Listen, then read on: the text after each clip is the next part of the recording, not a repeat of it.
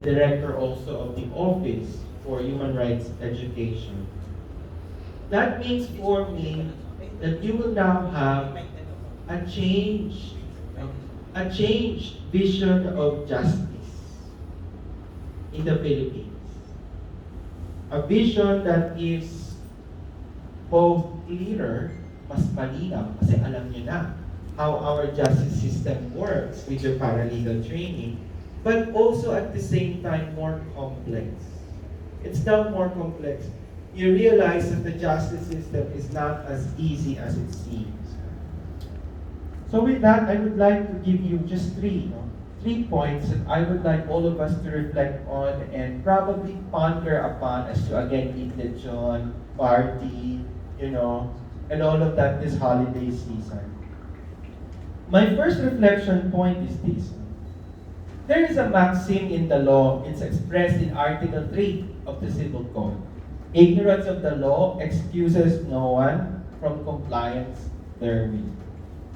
If a person violates the law, even though in truth that person doesn't know that the law even exists,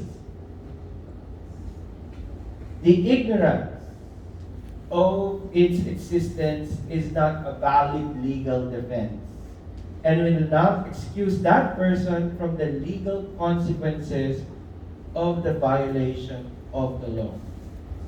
Why am I talking about this? It's a very fundamental principle, but it's very odd for me to say this in front of you today. While that particular dictum in the law serves a very specific function, it allows Congress to make law, the President to sign laws, approve laws, and allows the legal system to move. It is also a legal fiction. Why? Because first and foremost, not everybody, in fact, knows the law. I am sure that even our esteemed members of the Supreme Court they don't know all the laws in the world, right? However, even if you don't know the law, you're bound by the law.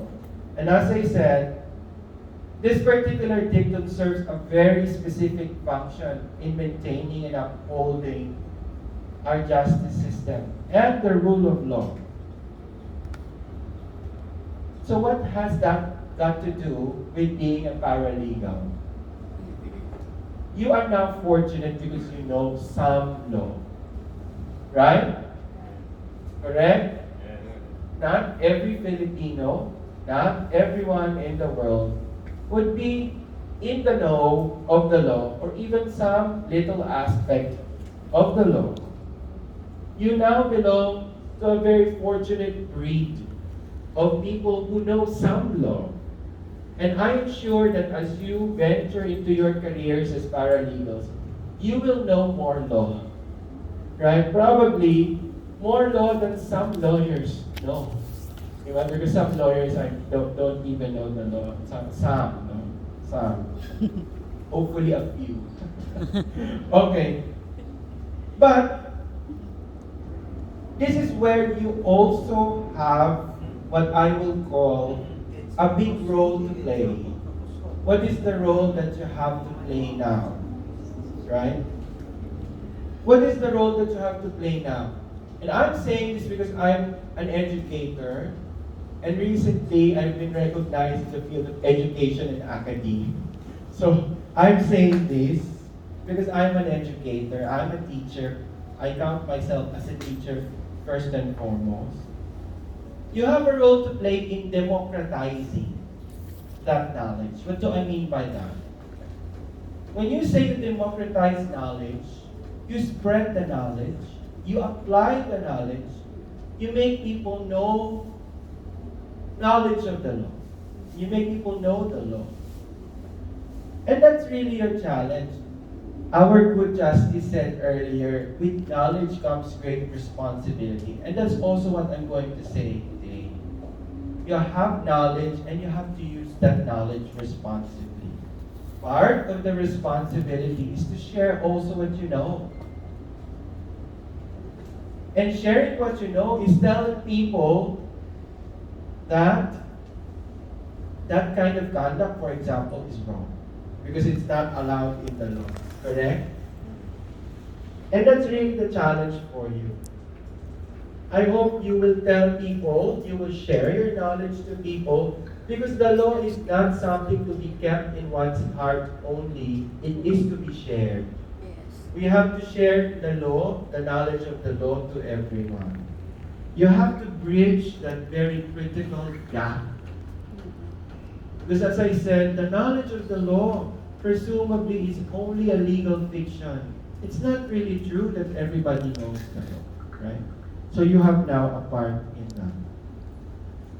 The second reflection, which is really related to that, relates to the Lady Justice. You know the image of the Lady Justice, right? A lady holding the scales with folded eyes or with blindfolds, no?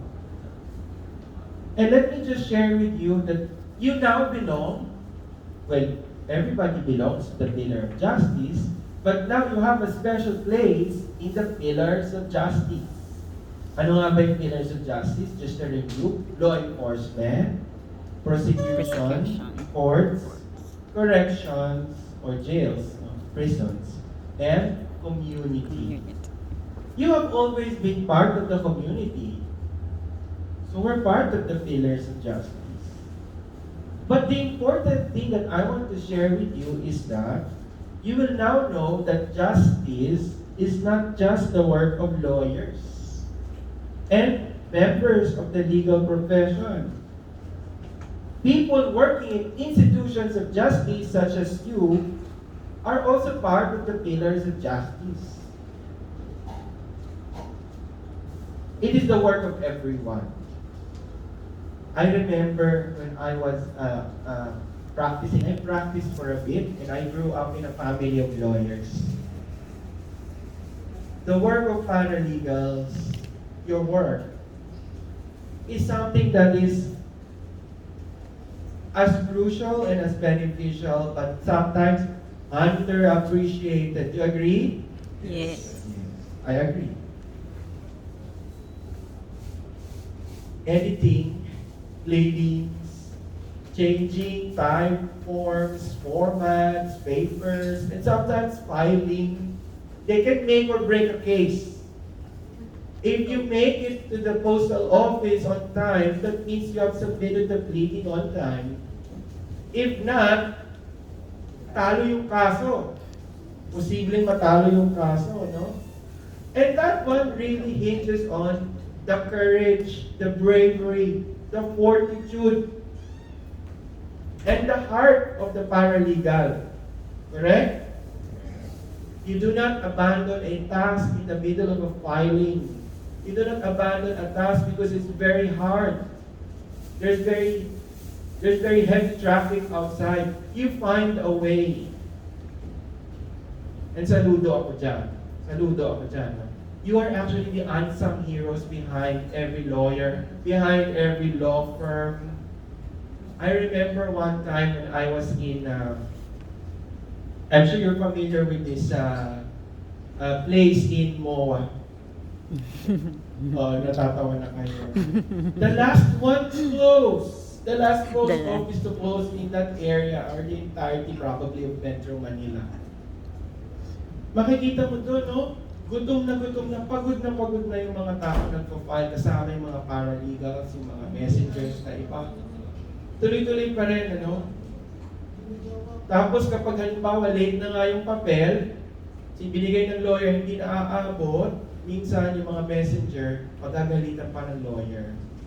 Mumurahin pa. Yung iba, I'm not saying everyone.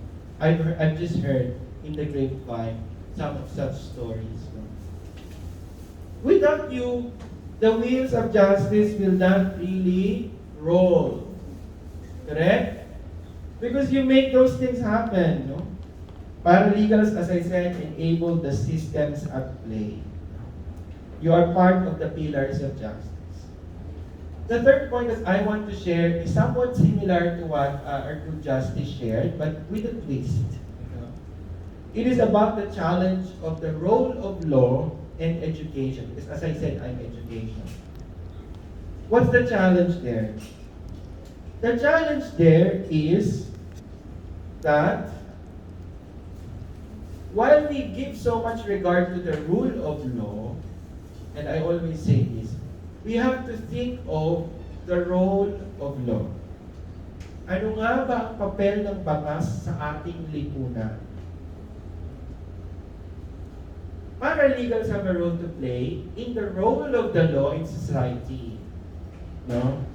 Part of this is the realization that our justice system is very complex. You will never truly, deeply, and fundamentally understand how our justice system works unless you have been there.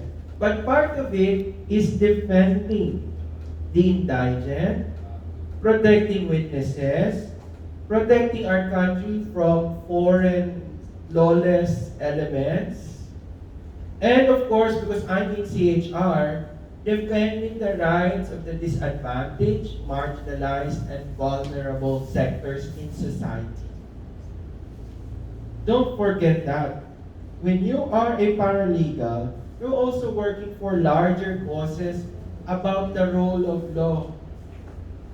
Okay, I know that it's very easy to lose sight of that role when you're doing your day-to-day work. But remember, when you have a case and you're helping in a case, that means you're enabling justice for somebody who has been a victim of injustice. So what am I saying there? We are only as strong as our courage. You are only as strong as your courage to do ethical good work. That's what justice is. And we are only as big and noble as our dream. Diba? So sana, isipin natin yun. And we work with perseverance, especially in cases that you think there's really injustice. Right? Because sometimes, we forget that. We forget that. And we pay much attention to cases that are big, sensational, and sometimes with pay. But we should give equal attention to each and every case. No? So that's also part of ethics. So, yun lamang po, I would like to give tribute to you now that you're part of the pillars of justice and you have a place there. No? You're part of the pillars of justice, but you now have a special place there. I would like to share that I was talking to the chair of the CHR the other day, and we are thinking of having more paralegal trainings this year. And definitely, we will try to involve you in that. And I have a favor to ask. Please like and subscribe our Facebook page, Human Rights Institute. Okay? Yan po ang Facebook page namin. We now have more than 8,000 likers. Okay, so, and 10,000 followers. So you will have free courses there. You can take free courses there for free, and you can add that to your PDS, your data sheet, your resumes, or whatnot. Okay. So, if Justice Manahan said something about Spider-Man, ako ba? Spider-Man. Kay Uncle Ben, ano? May sasabihin ako about you, Superman naman. A quote from Dean Cain. Para kami nag-usap ni Justice, ano? Sabi ni Dean Cain, real heroes don't wear capes. Real heroes wear uniforms and badges and stethoscopes. Real heroes are members of our military, law enforcement, and first responders. Pretend superheroes wear capes. Asan kayo doon? You are our first responders in the justice system sometimes, no? I mean, all of the time, right? As I said, you enable the wheels of justice to go on and move and move and move. Okay?